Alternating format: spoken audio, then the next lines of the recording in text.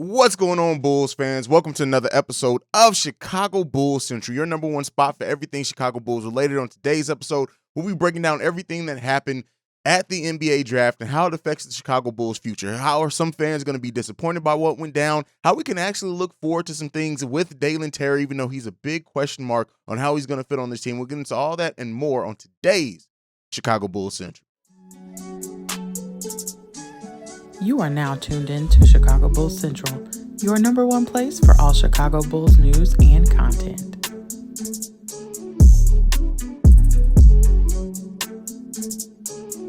All right, Bulls fans. So I guess we got to start off just being honest, right? I know there was a collective across the nation of Bulls fans, the worldwide Bulls fans, a nationwide, when it came to the Bulls drafting Dalen Terry. Now, listen, I was live on it. Make sure you guys should have been there for the live draft show. We had a lot of fun on that draft show. But with that being said, I think there was a collective just what is happening here when the Bulls selected Dalen Terry, especially considering EJ Liddell was on the board, Nikola Jovic was still on the board. There were some players still on the board that the Bulls could have taken that had huge upside, right? And EJ Liddell isn't an upside pick. EJ Liddell is more of a ready to go right now pick, and that was, I think, a player that a lot of not just Bulls fans, but almost nationwide, a lot of people did think and assume that the Bulls were going to be drafting EJ Liddell, considering the improvements they needed on their bench, what he brings with the athleticism, the activity, his versatility on playing, some small ball four and really providing some mismatches there, and what that could have meant for the Bulls bench. Now, the Bulls didn't go that route. They actually went high upside route, and something that I said that I didn't honestly think the Bulls were going to go super, super high upside, and if they did, I had a list of players that weren't Dalen Terry on it. Now, Dalen Terry comes in as a 6'7", 195-pound. He's listed as a point guard / shooting guard, but with his size, 7'1" wingspan, I do eventually, if he's able to put on some weight, he's going to be outsized if he tries to play the small forward right now by about 20 pounds by most NBA small forwards. But if he's able to put on some weight, I can definitely see him being that defensive 3-and-D wing for the Chicago Bulls. But the thing is here, and the question that a lot of people have now is that with the Bulls going high upside on this pick, going somebody who's actually listed as a point guard and does have some secondary playmaking ability, does that mean anything for Lonzo Ball? Now, Eversley, who did have a press conference after the pick, he talked about the pick, talked about the fact that Lonzo Ball is rehabbing down in LA. So this is the first time we've gotten a considerable update when it comes to Lonzo Ball, is that, he's down there rehabbing. Things seem pretty good right now. They actually sent their physical therapist down there to work with Lonzo Ball some as well. So hopefully that means we're going to be getting a considerable update with him before the start of the season. But of course, naturally, people have now questioned, what does that mean for the Chicago Bulls or for Lonzo Ball? I'm not going to say read into that too much, in my opinion. But one of the things with AK and Eversley, and while I do understand the disappointment, if you guys were on the live, you would have seen my complete and utter shock and disappointment when the Bulls selected Dalen Terry and just not knowing what's going on. But, as I've taken time now to do some research on Dalen Terry, to see some tape, I'm going to play some highlights during this of him. The kid just comes in as an athletic player that has a lot of potential defensively. Yeah, he needs to work on some things defensively with him, but that wingspan could make him a defensive stopper. He has shown some ability to hit the three at a high clip, 36% last season. Now, again, another player that hasn't played a lot of college basketball. He was on a very stacked team in which he wasn't featured by any means, so his stats are going to be a little bit misleading. Am I trying to talk myself into this pick, right? And I could understand that being the conversation. No, because it's still a question mark, right? I still don't know what Dalen Terry is going to do. He's going to make Summer League a must-watch because now I have to get some tape on him. I have to watch how he's going to play. We don't know if Marco's going to be down in Summer League. Io's already said he's going to play in Summer League. Get to see some of Dalen Terry to really get a better idea of his game because he's going to be played a lot in Summer League.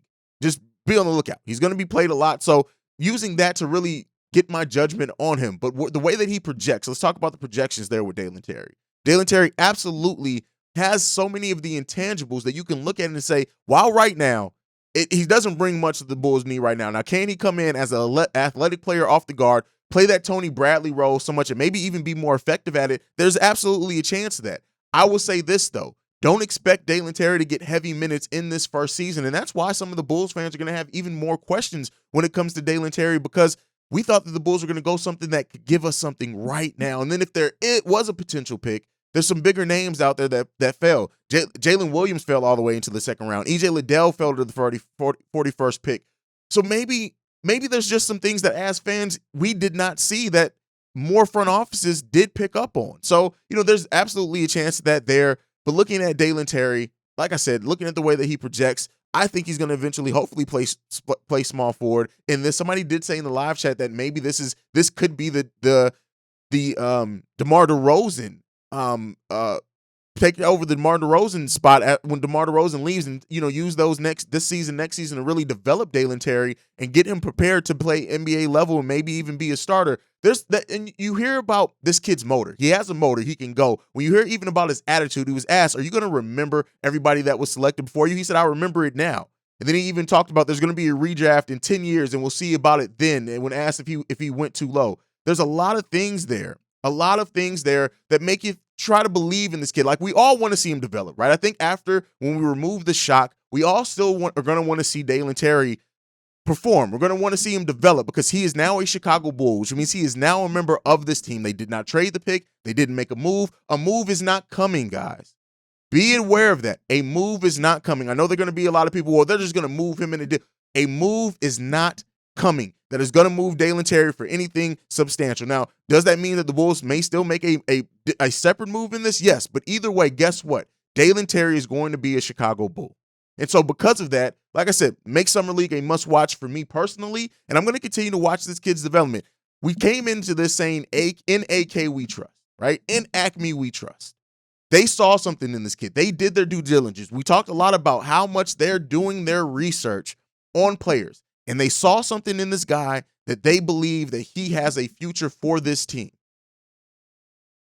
I may not see that future. You may not see that future. And we have to hold them accountable. If that future never comes to pass, then this is an L by AK and Eversley. But let's wait and see before we automatically label it an L. It's definitely a surprising pick. But the kid's motor, his mindset, he wants to be a Chicago Bull. Let's see how this develops, and let's see if maybe we got another diamond in the rough.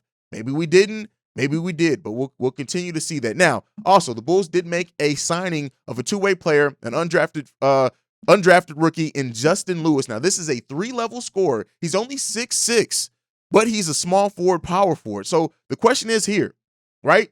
This when you look at a lot of his measurables, it kind of puts you in the mindset of an EJ Liddell. 3-level score, more of a scoring threat. But sign him to a 2-year deal. Does that mean that they see something in him that maybe they think that they did get another diamond in the rough in Justin Lewis? Now, to sign him to a 2-way deal, I can honestly say I'm not really expecting much to come from that with Justin Lewis, but you never know. You never know. From Marquette, like I said, 6'6", comes in as having a very good scoring ability. Putting him on a 2-way deal. We're also going to get to see him in Summer League. So we'll see. 6'6/6'7". His averages last season in college were 16.8 points per game, 8 rebounds per game, almost 2 assists per game, 1 steal per game, and almost a block per game. That was his first time as a full-time starter in college. And so he did have a stat line of 40% from the field, 34% from 3, and 76% from the free throw range. So could he be a player that ends up coming in only 20 years old? He went undrafted. Could AK and Eversley had found another diamond in the rough there? It's absolutely possible. Undrafted prospects very rarely. Now, sometimes they do turn into something, but we'll see. Maybe AK and Eversley got lucky again, but that is the Bulls draft night. Now, let me know down below what overall grade, and I'll put this in the community tab as well, do you give the Bulls on draft night? I expect this grade to be extremely, extremely low. But again, after looking at some tape, after doing some more research, because Dalen Terry is one of the players in my covering 28 prospects, Dalen Terry was not one of those prospects. So in doing some more research from that, watching a little bit more tape on him, I'm not saying that I'm convinced, right? I'm not bought in on this pick. I still, looking at it, I still don't see why they went with him over a player like even Nikola Jovic in that case, even if EJ Liddell wasn't going to be the pick there. But I am going to take a wait-and-see approach. I'm going to hold right now, I'm doubtful. But what I will say is that I'm going to hold my final grade until we see something on him, right? I'm pessimistic at best with it. I have questions, but those questions may very well be answered very early on if this kid comes in and shines right away. But just to go over some other draft notes, EJ Liddell, he did get drafted 41st to the New Orleans Pelicans. Now, Like me, a lot of Bulls fans are also holding out hope that maybe the Bulls were going to make a trade for a pick, buy a pick, do something that could have still gotten them EJ Liddell, especially considering how low he fell. You see other teams make deals around there. The Bulls did not. And that's what my next question is going to be. We already know EJ Liddell. I've talked about him heavily, so I'm not going to go into that. The Pelicans possibly get a heck of a player to come off their bench right away when you look at Brandon Ingram, Zion coming back fully healthy. They have CJ McCollum there now. Like, what do they end up doing there? But EJ Liddell can come in and play heavy minutes for them off the bench, backing up both Brandon Ingram and Zion Williamson right away. But with that being said, there was a lot of willing and dealing during this draft. A lot of them. The Pistons made a bunch of moves, getting Jalen Duren and Ivy, like really, really loading their team up. The Bulls did not make deals. They weren't as aggressive. And I know there are going to be some Bulls fans that are highly disappointed that we did not see the Bulls be more aggressive on that trade market. There have been talk. Kobe White's still a Chicago Bull, right? What does that mean? Do they move him now in free agency? Do they try to improve the team around it? What goes on with Kobe White? There are a lot of questions here that a lot of people did, and me included, think and thought that were going to be answered during the NBA draft. I had said it before. We're going to get a first taste of what AK and Eversley's plans are for the offseason at this NBA draft. And guess what? We did not get that. We did not really get that. We still have tons of questions. Now, what I will say is that for anyone who thought all of our questions were going to be answered in the draft, that was never going to be the case. Right? Yes, we still need, and Eversley addressed this in his post-game press conference. Yes, we still need size. Yes, we still need to do something to help back up and support Vooch a little bit better. But we know that their mindset is on that. How do they go about now doing that? We still have all of offseason. This was the first step in offseason. Now we move towards free agency. So let's not get too down on the fact that the Bulls didn't fill all the holes that we needed. Right now, when free agency is right there, I've always said too as well, to a degree, right? I did think they were going to answer some of the questions here, so I was wrong on that. But to a degree, I've always said that free agency, you don't necessarily want to answer needs in the draft unless a player's there that absolutely answers that. You want to go with veterans, right? Especially considering the Bulls are trying to compete. So maybe they went upside here with a player that they believe in Dalen Terry, and they're going to try to fill in more veterans to fill the absolute needs that they have to really be a better playoff team and go further in the playoffs. So, let me know your levels of disappointment down below. Just some draft notes as well. Like I said, the Pistons completely revamping their team over the last couple of days, doing the trade with Portland to send Jeremy Grant there, bringing in Duren and everything that they did there. The Pistons are going to be a force to be reckoned with. Maybe not in the first year, but as that team develops, as that team comes together, be on the lookout in our division for that team to be the Kings' king, right? The Kings did their kingly type thing, and it's weird seeing this that how many picks of great players are picked after the Kings pick. So they in 2018 they drafted Marvin Bagley number 3. Luka Doncic was at number 2. Luka Doncic was number 3. They drafted Terrence Robinson in 2012. Dame Lillard was drafted right after him at number 6. They drafted Jimmer Fredette, and then Klay Thompson was drafted right after him. So it almost seems you always want to be the team picking after the Kings. The Kings are going to king. So with that being said, missing out on Jaden Ivey because he was right there is a big question. But we'll see what that develops into. But yeah, there was a fun night on the draft. I will say there was a fun night going into everything, watching things. Kofi Cockburn, for all the Bulls fans who thought he was undrafted, he ended up getting signed by the Utah Jazz. Kai Soto went undrafted. I'll have a video on that later. Wild draft night overall. A lot of the Eastern Conference teams did make moves. The Knicks nicked. They came in with the 11th overall pick, wound it up with no rookies coming into their team. So it seems like they're going to re-up Mitchell Robinson there. Just a lot of questions. And the Pistons, even after these draft picks, still going to have considerable cap space. Now, with all the young players that they have on the team, even bringing in Kemba Walker, but then they're going to buy him out.